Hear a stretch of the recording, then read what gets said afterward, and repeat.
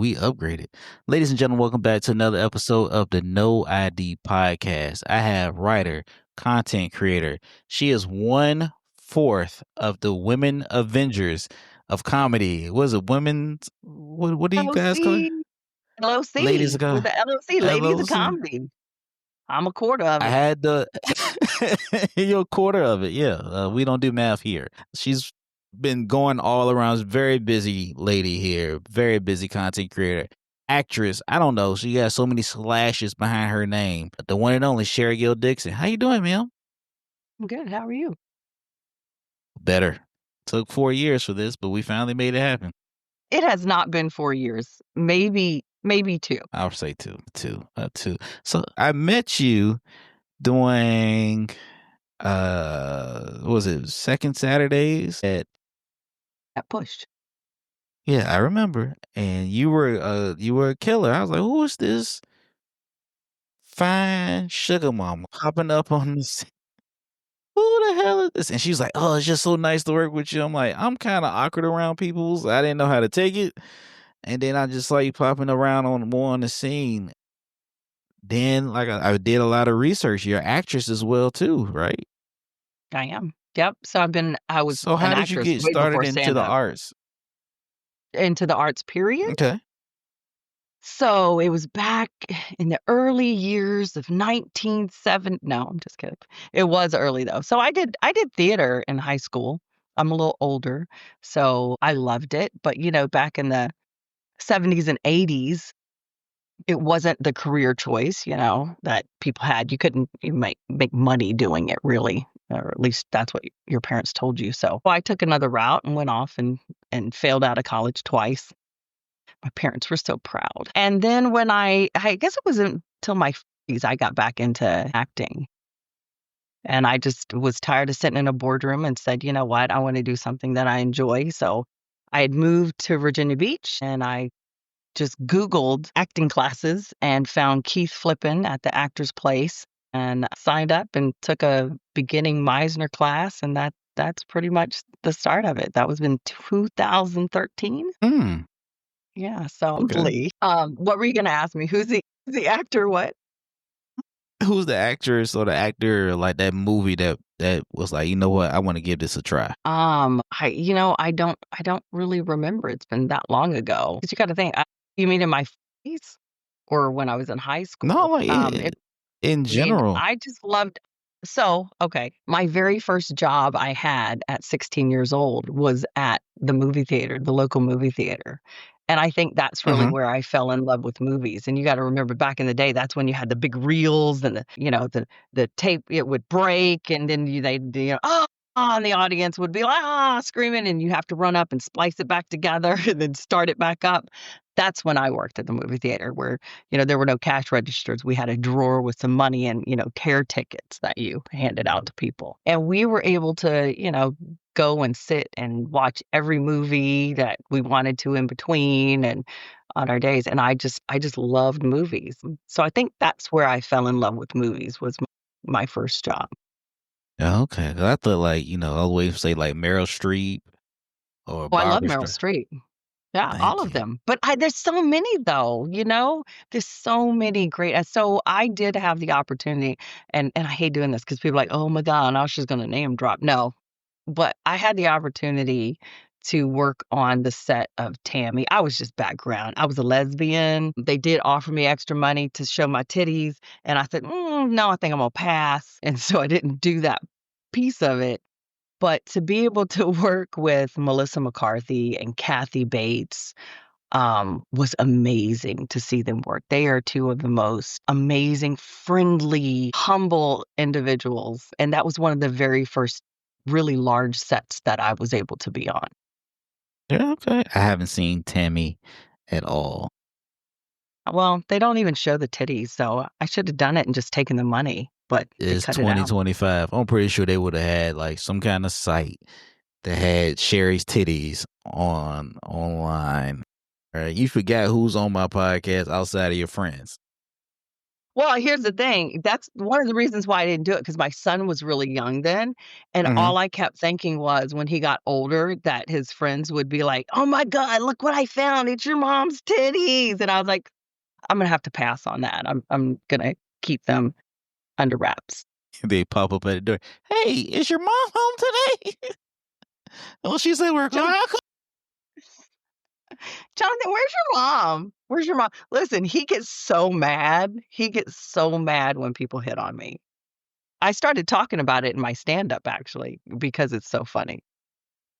I mean, you're attractive, attractive lady. You know what I'm saying? So I wouldn't be surprised who didn't hit on you. A lot of people don't hit on me.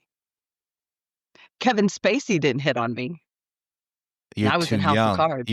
Okay, No, but I'm not a 12-year-old boy. yeah, wow. I think that shit messed me up. I'm sorry, because I watched American Beauty, and I hated that movie. I didn't understand it at all, but we don't need to get into that. I think some of my Well, it's favorite. Go go ahead, ahead. go No, ahead. you go ahead. No, you go ahead. Hey, Sherry, don't get your credit messed up messing with me. You keep talking to me in those voices, I'll be back in them DMs again. What do you got planned this weekend? I was gonna say, it was weird because I was on the set of House of Cards. I did season 1 and 2, and so, I was a cabinet aide right behind Kevin Spacey. Literally, he was here and I was there, and he would pace and walk, and I was like, you know, "It's really odd." He didn't even really hit on me or talk to me or anything, and so I didn't get it until, years later when all that came out, and I was like, "It's not me. I am attractive. I'm not a boy." Got it. I mean, I know like I have some favorite actors. Like Wesley Snipes is by far my favorite actor because he's the only person I know that did Tu Wong Fu and New Jack City in the same year. That just showed me he had like mad range, right?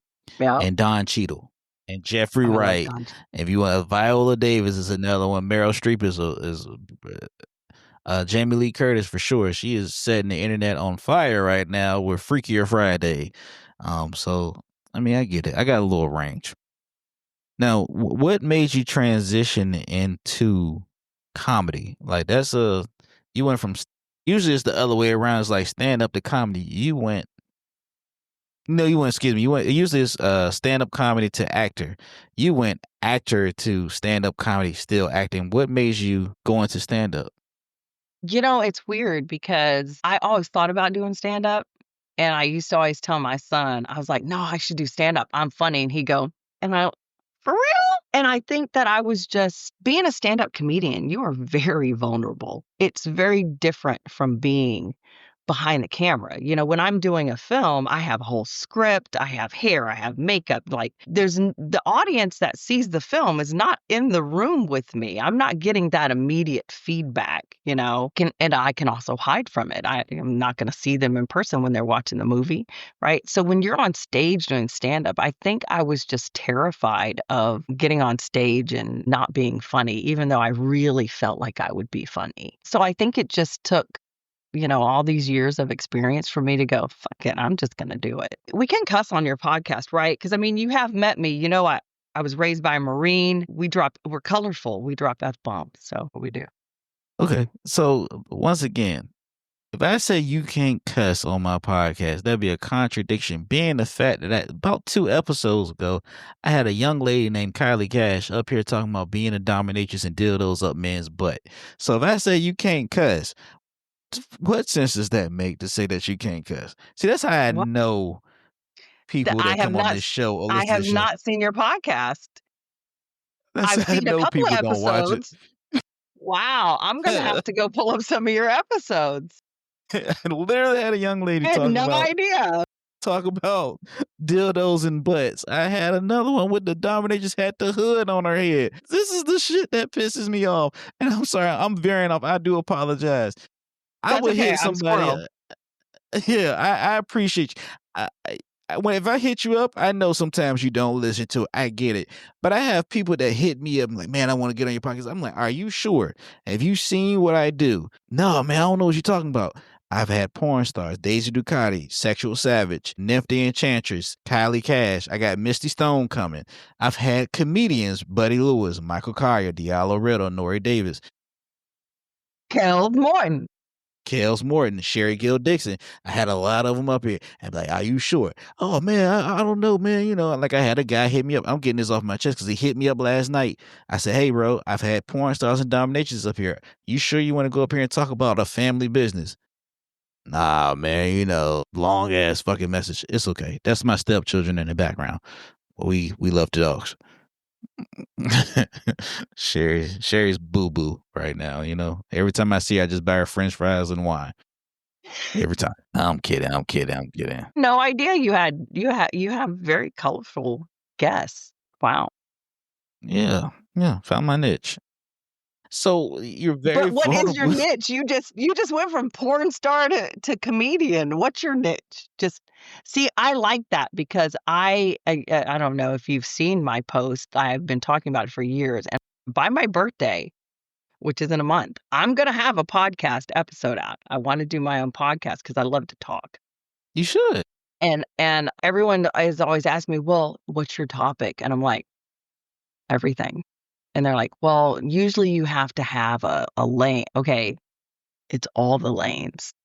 I just want all the lanes because listen, I am like 50 different women rolled up in one person. There's that comedian, gosh, I'm horrible with her name, but she's funny as shit. And she did a little skit during the pandemic about, oh my God, who do you want? Who do you want? Like, what girlfriend do you want? And it was funny, she was holding a gun to the guy's head. It was a fake gun. And she's like, which one do you want? Like, I can be any of them. That's me. Like, I'm so like different in so many areas. So that's why I'm like, my podcast is just going to be, and I think the older I get, the more outspoken I am. And I want to name it Sheri D Unfiltered and Out of Fucks. But some of my friends who are producers and stuff are like, you got to think about the name because some people aren't going to want to have it on there because it says fucks. And I'm like, really? But it's such a great name, Unfiltered and Out of Fucks. That is really me at this age. So I might have to Yeah. change the name, but I don't know. It starts with the name. Like, no idea is the greatest name I could ever come up with because I have no lane. I can talk to whoever I want to about whatever I want to, and I just keep it pushing. That's it. People don't like the name, they get confused. I don't care. I have had podcast networks turn me down just because of the name or because of the guest. I'm like, I'm not changing. So, I'm very independent. My former mentor, D. Militant, always told me you have to have more than one of the things. My current mentor, James Cooper, has always preached about having more than one of the things. And I'm like, all right, well, podcast comedy, I guess eventually maybe I start doing dances with you and the ladies of comedy. Maybe I'll be the long lost fifth member and crip walk in the parking lot like you, Sonia, Kels, and Vicky. The funny thing is you look so lost in that parking lot. I was like, oh my God, poor Sherry. And which one? Because we did two dances in two parking lots. One we had Angus Black. Angus Black was with us, yeah, and that was funny, and then the other one, I actually got in the line dance. See, here's the thing, though, Vicky J, and maybe the other two, but mostly Vic, she knows every dance there is, and it's just not fair, and so she'd be like, "Come on, let's do that," and she starts moving, I'm like, "But I don't even I am dyslexic and ADD. I don't even know what you just did." And so they have to slow it down for me to teach me the dance. So, but I got that one down. I did. I had that one down. But I have rhythm, takes me a minute. We know you got rhythm. You used to bring a lot of rhythm to the mics when I used to perform with you. I'm like, Sherry's the only piece of salt in all this pepper. And I was like, oh, wow. I knew you was cool when you came on. Like, she's wearing all black. What's the purpose? What's the meaning behind all black? Is that your whole wardrobe? Was that a statement? Are you like emo or something? You know what's interesting? I have been wearing all black since my 20s. So that's over 30 years. I used to go out to the club with a girlfriend of mine. And her mom used to get so irritated because they were like this, conservative, white family. And I would come in the door and I have on the shortest skirt ever, you know, and I would just be in all black, titties popping out. And she would just, wow, can you wear a color? And I was like, it is a color. It's black. So I don't know. I don't even know where it started. I was never goth or anything. I think I just think black is more slimming And I've always had black hair, so I don't know, I just wear black. It's the color of my heart and my soul. That's what I like to say. Your heart Heart ain't and black. soul. Your heart is Shit, not my heart black. is Your like heart is fucking coal. well, I don't know your situation, but I'm gonna let you keep sipping wine. We're not even gonna tap into that on the camera. You know what I'm saying? We're gonna leave that alone. Was there a comedian that ever inspired you? Like, yo, I want to be something like that. That you ever? Oh gosh, comedians. So I have to say the first comedian that I loved was Joan Rivers. And I have to say that because yeah, that's how old I am. I used to sneak to stay up to watch her when she was filling in at the Tonight Show. And I just thought she was so funny. And you got to also remember she's also the first woman to have her own late night talk show. Her and Mom's Mabley, they really paved that road. Yeah, yeah. See, I'm from back in that day. Yes. They paved the road for us women to be doing comedy. So I always have to mention them first. And then we'll get to the other people, the Richard Pryors and the Bernie Mac. I mean, I grew up watching those two. And then of course the newer, Dave Chappelle. I'm a storyteller, so I relate to him really well because he's a storyteller, and I just love the way his delivery and how he does it, and it's so like, it's just matter of fact, whatever. So, but it's funny. Mm-hmm. He's a genius. He is a genius. See, like I came up with, and everybody laughs at me. Like I've seen Kings of Comedy, but I was like more into blue collar comedy tour. Yeah, and like Jerry Seinfeld is my goat, right? And people Yeah. like Jerry Seinfeld. I'm like, yes, like Jerry. I saw Jerry when he came to Norfolk, probably what, a year, 2 years ago. Yeah. Absolutely loved him. He came with Mario Joyner, and I was like, this is fucking awesome. Like Jerry Seinfeld is my goat, right? I can watch any Jerry Seinfeld special. I can watch a bunch of Eddie Murphy. For a while, I was in Mom's Mabley, like whatever I could find, like her, Yep. Rudy Ray Moore, when the Dolomite. If you haven't seen My Name Is Dolomite, Eddie Murphy played him and had my favorite actor in there, Wesley Snipes. I'm like, you get the backstory of like how all this started, right? And it's cool. It's really cool. And I actually got to open up one of my favorite comedians out there, like who was like on my go list, DL Hughley, and I damn near peed myself trying to talk to that man. He was so humble. He was like, yo, stop treating me like that. I was like, oh, you got it, bro. Oh, Is that there a would be comedian awesome. that I you love work him. with? I love you too. Have you ever seen, is there a comedian that you looked up to that you got the chance to work with or you look forward to working with? Like, yeah. I haven't had a chance to work with any of them. I love to. I mean, I love like Jay Farrow, and there are some comedians out there that I love Gary Owen. I Mm-hmm. think he's so funny, and I've watched stuff with him, and he'll say, he doesn't write, and I'm like, I think I do a lot of that because I know we've done several shows together, and I'm always like, oh my God, what am I gonna say? And a lot of times and I know you're not really supposed to do that, but a lot of times my new jokes come from a paid show where I'm just going and I go, oh shit, I gotta write that down. I gotta remember that. Because if I just sit and go, okay, let me write something funny, I'll be sitting for like 2 hours going, I don't know, I got nothing. I can't force it, but when I'm just in conversation, that's when it comes out. That's like the best time. That's the best time. Like some of my jokes come from crowd work. Yeah. So yeah, some of my jokes come from crowd work. I'm like, oh shit, let me make sure I got this recorded. But like you said Gary Owen. Gary Owen is cool. I like Gary. His new special is actually pretty fire, actually. It's on his YouTube channel. So Yeah. I get it. Now, are there any I cuz I you did get to see Miss Pat when she was at the Funny Bone, really? and yeah, yeah, because Kels was hosting, and Mhm. so, of course, the LOC, we went up to, support, and, she was just hilarious. Hilarious. You ever seen Thea Vidale? Not live, mm-mm. But you know who she is. Okay. Takara Williams. Yes, yes. I love her. I love her. Her stories are so perfect and relatable. Like, I sit there and go, "Yes! Oh my god." Like, when she talks about, her dating and being on the profile and her son going on there, I just love her. I saw her when she was at the Funny Bone too. I didn't see her at the Funny Bone. I actually I actually kinda messed that one up with me and her. I ain't gonna lie to you. Messed that one up bad. What'd you mess up? What?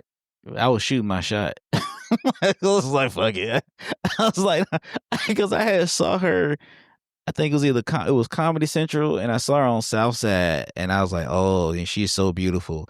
And I was like, I'm single. I've been single for a while. I was like, I got a little confidence because the comedy game brings you attention. It brings you some attention. It brings a lot of attention. You just gotta be warned, And it went to my head, and I was like, "Oh shoot." We was talking and stuff in the DMs, and then I think like somewhere we dropped the ball, and then I was like, "Oh, I have a podcast. You want to be on my podcast? Did you try to shoot your shot at me?" I was like, "Oh, my bad." So I Aw. haven't done it then. Like I congratulated when she got married. I think she divorced now in a relationship or so another relationship. But I was like, I'd be like trying to like every post. Like one time it was her birthday. I had shared it was like congratulations, happy birthday, blah blah blah. And she was like, "Thank you." I was like, "Yeah, that one fucked up. Yeah, I fucked that one up.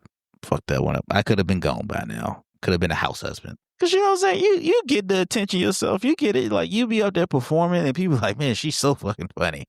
And then you get some people that come up there like, "Yo, so how you doing?" Yeah, right? Can I take a picture with you? Why?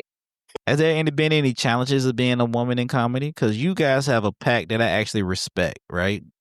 You guys have writing sessions. Y'all pull up to each other's shows. Y'all got videos with each other, and I respect that. I told Kels that like female Avengers, ladies of comedy, whatever you guys call yourself. I call y'all a lot of the Avengers of women assemble, and you guys run in the pack and y'all look out for each other.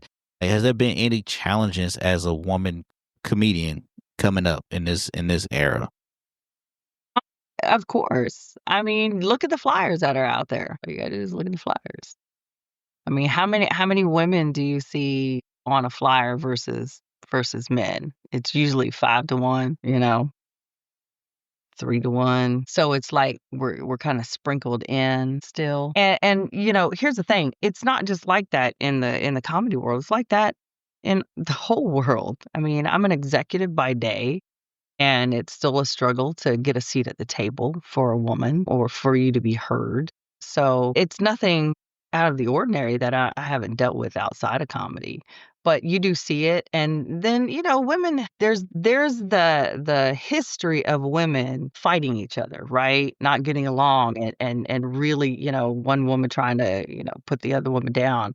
And that still does happen, and that's because of the world we live in. There is typically only one seat at the table. There's one picture on that flyer. There's one female, and we're all trying to get that spot. And so me, Vicky J, and Kels and Sonia, we click together, and we've had lots of conversations and drinking wine and eating pizza and whatever about this, and we've kinda, made that pact that, we wanna support each other, and we want to, not continue that history of women fighting other women to get a seat at the table. We wanna, either, push other people out of the table or slide them down and make some more seats. So that's just what we do, and we support each other and go out. We'll go to each other's shows if we can or if we're in town, if we don't have a show ourselves, and, we text all the time. And listen, I'll wake up and there'll be a brrr, or I'll be in meetings all day and there'll be like 100 texts, and just like I do with you, I say, I can't read all those. I'm I'm okay, right? dyslexic and ADHD. I just can't. I can't. There's a lot going on here. I don't know what it says, but hi, that's it, you know. So, but I love those ladies. Like we are so tight. It's a great example for how I think all women should be. It is. I feel like in comedy, everybody feels like they have to be an alpha, but really they're betas. Everybody wants to be. I use a lot of metaphors. in a small pond trying to be a big shark and not realizing like it's multiple stages, it's multiple microphones, it's multiple venues you can perform at. But everybody wants that like it's like an ego thing, right? And you got clout watcher. Like some people actually like literally not follow you but will watch your page 24/7. Some people actually follow you and unfollow you back. Like I think on my YouTube, I was at like I was it keeps going up and I'll get somebody subscribe and then they unsubscribe or they subscribe and then they unsubscribe. My views is going crazy sometimes. So it's one of those things and I would like to see I mean I know it's a lot like I did a show last night with Stephanie. I can't not Stephanie, Samantha. I can't pronounce her last name. It was a lot of women on this show including guest spots. And I was so happy to see that because here you don't really see it. If you see one, that's it, right? It's rare when you get one or two, or it's rare when you get like everybody's on the show is a woman, the host is a woman, the booker, the producer, whoever is a woman. It's rare to see that. And I would love to see more of that. I have a genuine, I told Kels this and I told Sonya this. I haven't talked to Vicky J because I don't have a contact with Vicky J, but I respect everything that the LOC is doing, right? I like the camaraderie that you guys have, right? You run in the pack, you don't let one fall behind. If one person gets something, like I noticed that Kels got Canvas Rebel, she gives it to the other one. And I'm like, that's what it's supposed to be about, right? Instead of, man, I got it. I don't want nobody else to know that I got it. How did you get that? Why did you get that? How do I? I'm like, no, like it's not that, right? But I think it's more of a pride and ego thing. Like we don't put pride to the side, and we got too much ego to sit up there and say, you know what? Let me just sit back and just chill, figure this out, come in with some common sense and some integrity behind it and keep it pushing. You know what I'm saying? But once again, I do shout you guys out. Now I'm getting serious because my third eye is waking up. So I wish I could see more of that, not just on the women's side, but on the comedian side, male as well too. But Yeah. it is I what it think is. it's also one of those things where I know for us, especially for me, I always I am a firm believer in what is meant for me is for me, and no one can take that away from me. So I don't worry about what shows other people are getting or, what I didn't get if I didn't get selected or I didn't win or whatever. All I care about is how I think I did. I'm gonna watch it back. I'm gonna watch it back 100 times. I'm gonna critique it. I'm be like, "Ooh, I didn't like that and like this." I don't compare myself to the others. Plus, everyone is so different. You can't compare yourself to somebody else. What I do on stage is what I do. It's my style. I don't wanna be anybody else. I don't wanna emulate somebody else. I wanna be me. That's why my Instagram name it was purposeful. Just me. I just wanna be just me. I don't wanna be somebody else. Look how passionate you got. Every time you said just me, your left eyebrow rolls up. Just me. Just me. Because the other side is paralyzed, kinda. Still look good as we drink out this thick ass Yeti cup. It's water. We I just had came my from a walk. my water and my wine.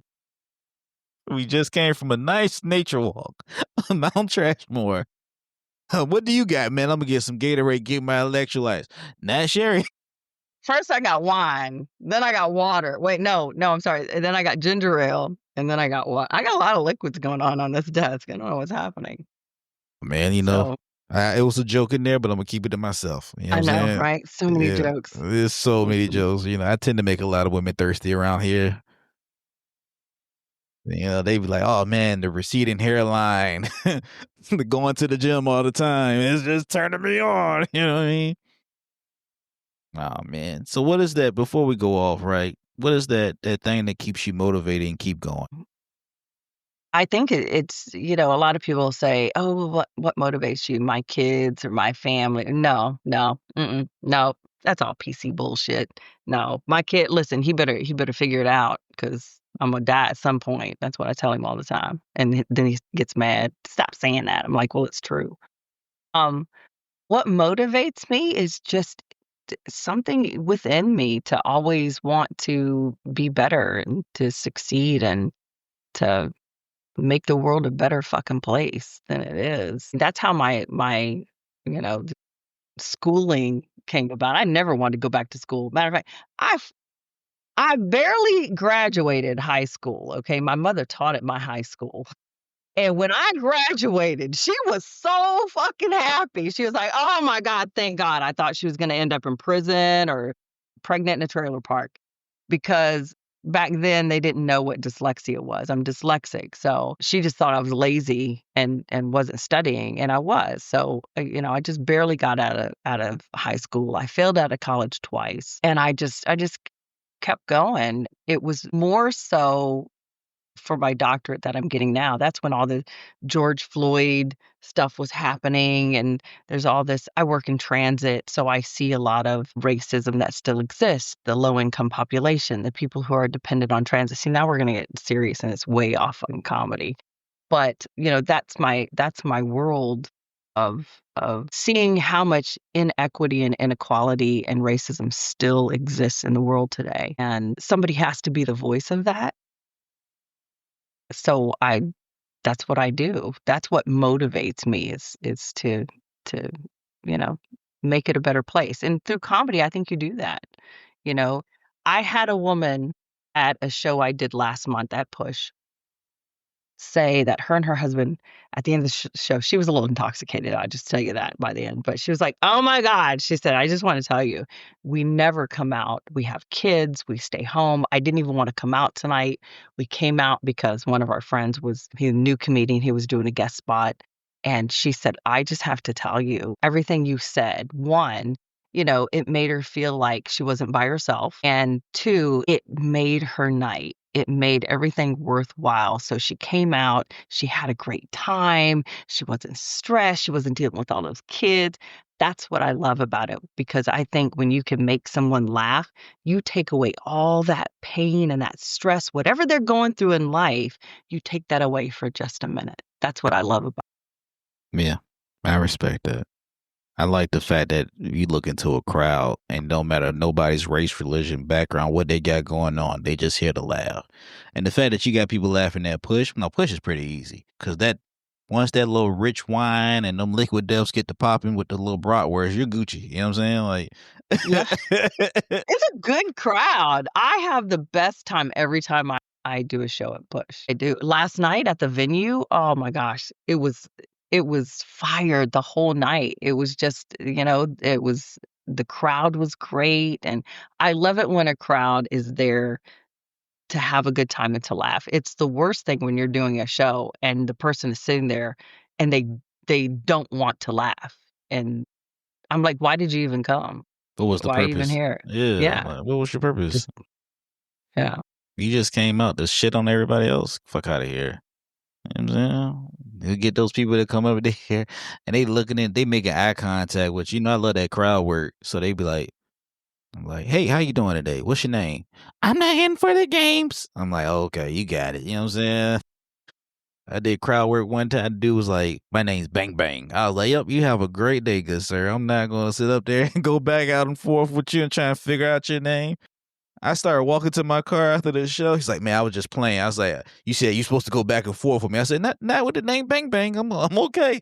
I got Mm-mm. to get home to my mama. Right?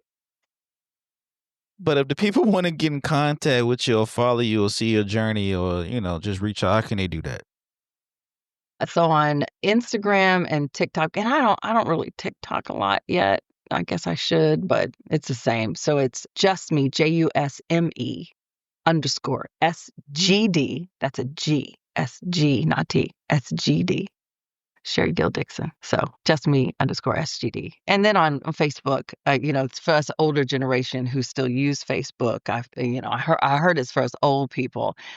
It's Sheri Gill Dixon, SHERI, one R and an I, Gill Dixon. Got to throw my dad's name in there. That's Gill is my father's, is my maiden name. So Yeah, my father's name is Jerome Davis, but I go by Rome, but Jerome Davis, so I'm named right after him. And if you guys want to get in contact with me, like, share, comment, subscribe. I went live on my Facebook and my YouTube. Facebook is Jerome Davis. YouTube is at Comedian Rome Davis. You can get on all the other things, Comedian Rome. That's TikTok and IG and Twitter, and No ID Podcast on Facebook as well as Facebook and Instagram. I'm sorry, I'm having brain farts. Maybe maybe I need some wine and a ginger ale and Some water. a 48-liter Yeti cup of I probably guess crushed cube ice mixture cup. Probably been with you since 9 o'clock this morning because I know how a Yeti works. It was more like 7:30, but we can say 9. All right. Well, I'm going to go ahead and sign off. Thank you so much, Sheri. Thank you for having me.